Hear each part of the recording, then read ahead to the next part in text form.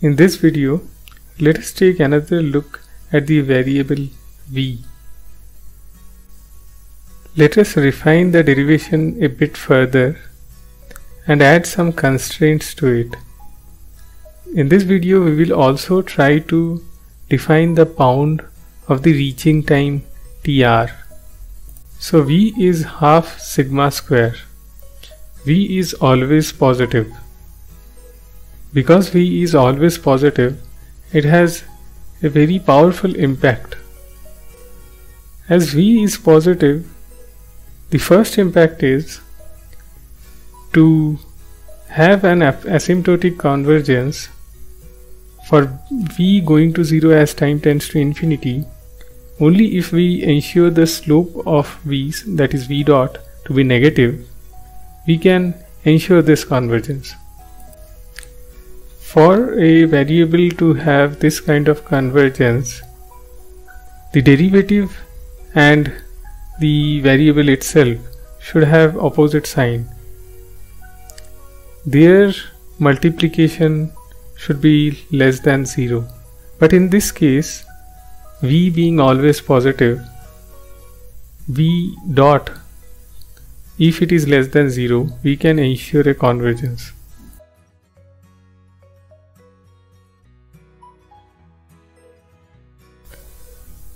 Coming to the second impact, we have already discussed about it, is because v is always positive, it can have powers within the range of 0 to 1. So it can have power in fractions. Coming to the third impact of v being always positive is something new. Let us start with the claim. So the claim is, because v is always positive, for convergence we can have v dot less than equal to minus v. We need not have v dot equal to minus v for the convergence. We can have v dot less than equal to minus v. Let us take an example to elaborate this claim. Suppose our variable v is at v equal to 10 and it has to reach v is equal to 0. So the v dot can be minus 10. So the velocity of v will be towards the left. Even the velocity of minus 1000 will ensure the movement towards 0 in the left. So here we can see, even with the strategy of v dot less than equal to minus v, we will be able to reach v equal to 0. Now suppose rather than starting with v equal to 10, if we start with v equal to minus 10, then what would have been the scenario? So v dot equal to plus 10 will take it to the right towards the v equal to 0, but v dot less than plus 10, like minus 100, wouldn't have worked. So in this case, v dot less than equal to minus v wouldn't have worked. But as we know, v is always positive. So we need not even consider this scenario of having a initial value of v as minus 10 or any negative value. So just because v is always positive, v dot less than equal to minus v will ensure a convergence. So extending this idea with whatever we know and connecting them together, we can say that v dot less than minus alpha v to the power half will give us a finite time convergence. And this whole strategy works because v is always positive. And again, alpha is always greater than 0. Otherwise it is meaningless. it will never converge. So now if we integrate this equation, we can find the value of TR. We can say that V reaches 0 in finite time TR, which is bounded by this equation, TR less than equal to 2V to the power half initial divided by alpha. So now we have this equation, V dot less than equal to minus alpha V to the power half. From this equation, we will try to find out the rho in rho sine sigma. We have to solve this equation. There is an inequality here. The way I visualize this inequality is, I'll take the left hand side and the right hand side separately. So V dot is a function which, let's say, it looks like this, and the right hand side minus alpha V to the power is also a function. Let us say it looks like this. For the function V dot, it has its own highest value which is marked by this red line, and which has its lowest value which is marked by the blue line. Similarly for minus alpha V to the power half, which has its highest and the lowest value. The interpretation of the above equation can be, the left hand side, that is V dot, is always less than minus alpha V to the power half. That means even the highest value of the left hand side will be lower or equal to the lowest value of the right hand side. So one way to interpret and solve this is to take the highest of the left hand side, that is V dot, and compare with the lowest of the right hand side, that is minus alpha V to the power half. To do this, let us start with the right hand side, because right hand side is a bit easier to solve. Let us try to find out what can be the highest value for the function in the right hand side. We already know V is equal to half sigma square. Then V to the power half will be 1 by root 2 mod of sigma.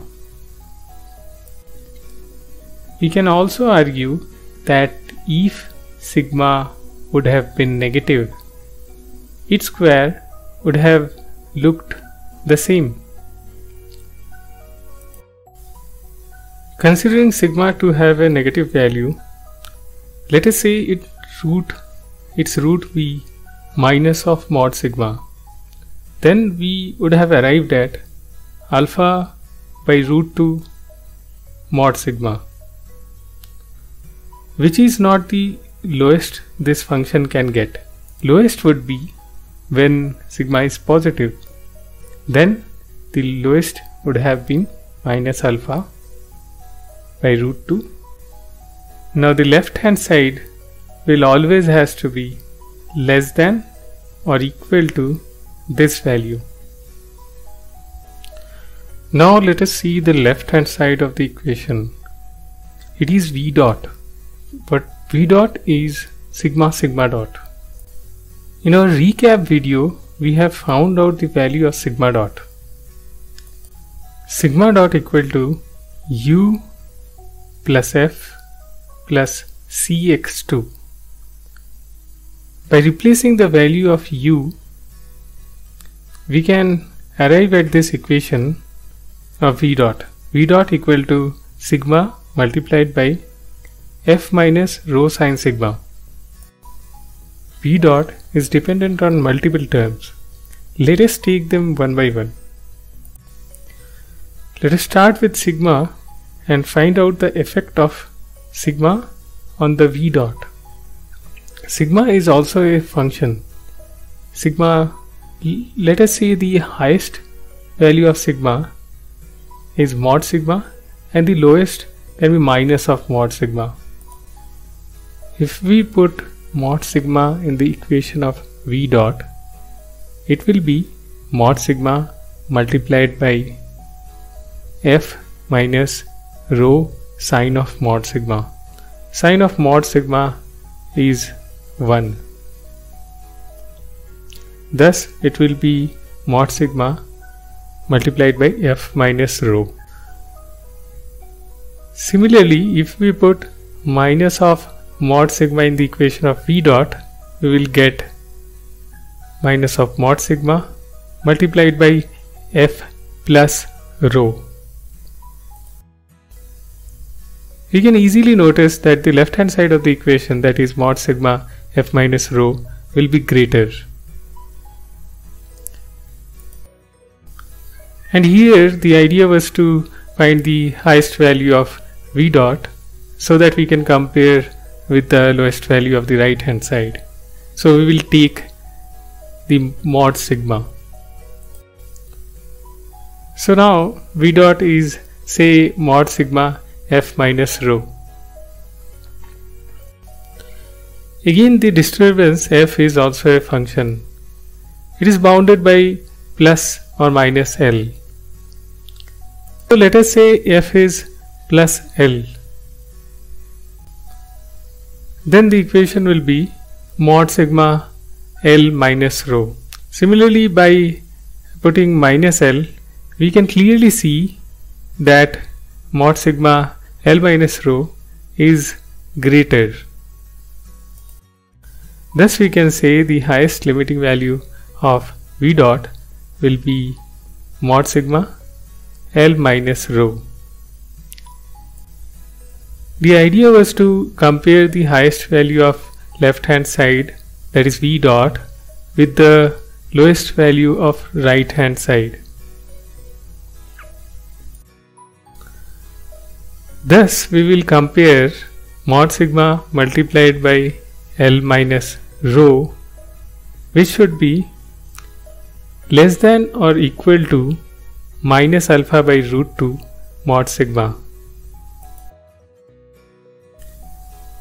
Once we simplify the equation, ultimately we arrive at rho is greater than or equal to L plus alpha by root 2, where L is the bound of disturbance and alpha is a factor which can determine how fast the finite time convergence of V can happen. We can always have a bigger value of rho, but to achieve the objective with a disturbance having a bound L and to have a reaching time Tr corresponding to alpha, we have to have this condition. Let us have another recap with all the refinements and the bounds that we have found out. Let us have another recap with all the refinements and the bounds that we have found out. So the system definition remains the same. We have added an extra term C in the next step. So now x1 dot equal to minus Cx1. Because of this, the value of sigma also changes.